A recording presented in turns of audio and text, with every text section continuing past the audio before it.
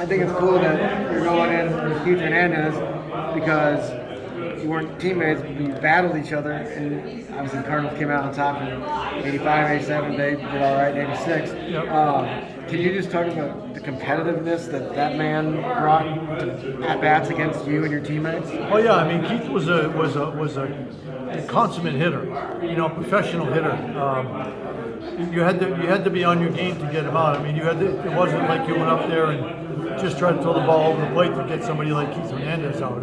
Yeah. He was not only that, but and I say he's slighted, but he's not really slighted as a defensive player. But I mean, I can remember in a game in Shea Stadium might have been at Bush. Me having a bunt sign with a guy in second base, putting a perfect bunt down the third baseline, and Keith fielding it and throwing the guy out at third base. It's like, what the heck are you doing there? So but that's the kind of player that Keith was. He was just a very smart player, and I'm sure a great teammate for those. I can't speak to him as a teammate, but he was definitely a guy you had to battle from 60 feet 6 inches. Are you the kind of guy? Do you remember certain at bats against someone like Keith Hernandez in your career? Yeah, I know Keith took me deep once on I want to say a hanging breaking ball or a fastball I left up in the middle of the plate inside. I don't remember what the pitch was, but I know he took me deep at least once. He and I had some pretty good battles.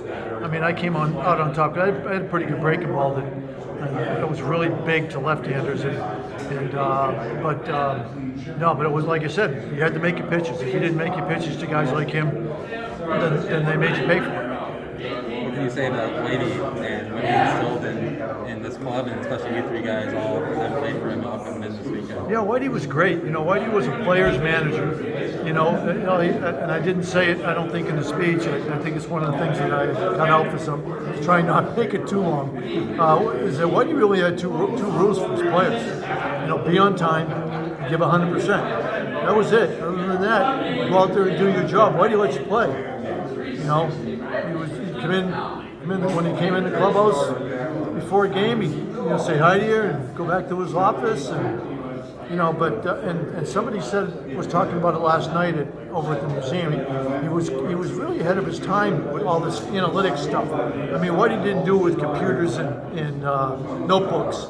Whitey had a loose leaf folder in his office that had infields on it, and it had every player. Like he'd have Keith Hernandez. Mets, Keith Hernandez, and it would have 15 different color. You'd have 15 color pencils that he would use for different pitchers, and each at bat that Keith had against, we'll say mine was red. If you hit a ground ball to second base, be a red dotted line to second base, home run to the seats. It'd be a red line that went into the seats, and he would go back and he would look at the chart and he would say what pitch that was and where the pitch was, because what I really liked about one of the big things about White that you didn't see other places was, as pitchers, as starting pitchers, we charted the game from behind home plate.